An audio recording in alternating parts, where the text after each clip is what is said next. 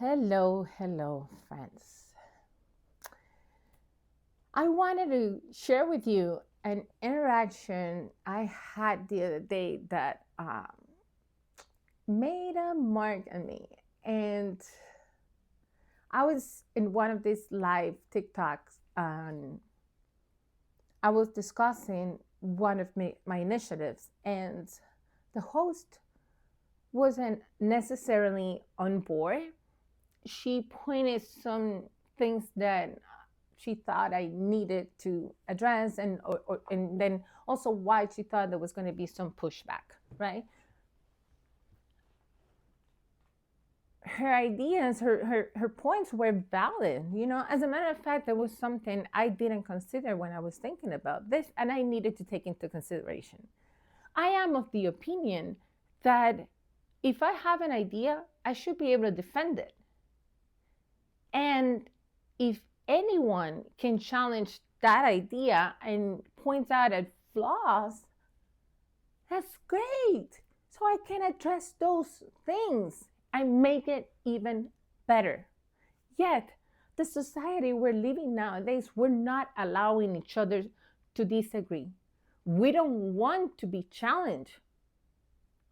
And that is so sad. This lady and I would never didn't get to agree, but I can tell you something. I left that life feeling the same respect for her I felt before I joined. And I think it was the same for her. And this is a great example of how we should disagree, discuss, talk, and respect each other. One important thing, she was putting some valid arguments as myself, and that's something we need to do when we're disagreeing. We have to come up with like real, substantive arguments, tangible things that are real. And maybe we don't even agree, but at least we can have this conversation. It's important. So now let's talk about what we were discussing.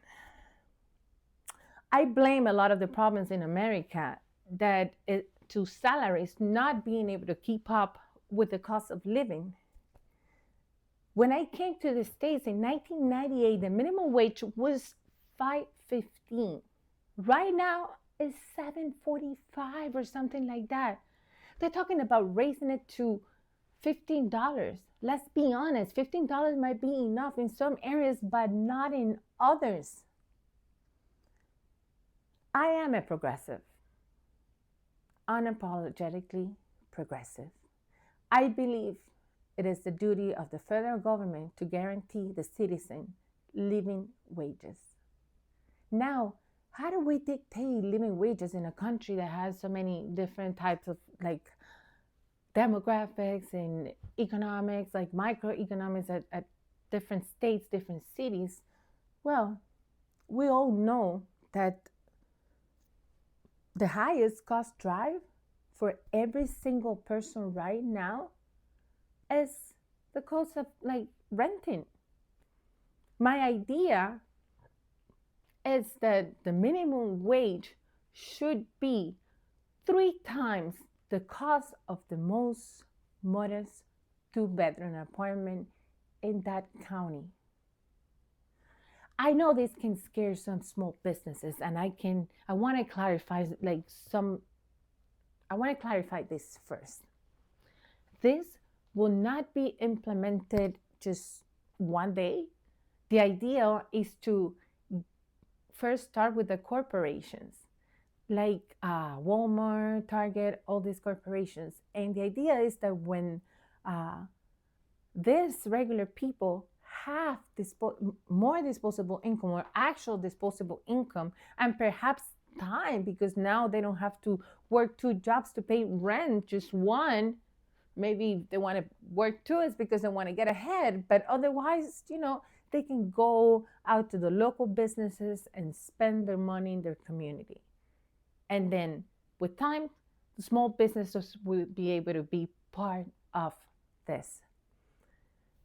some of the things that she mentioned was like one, remote workers. And I have to admit, this is something I didn't consider, because for me, I was thinking that remote workers are normally not on minimum wage. But these are just deception.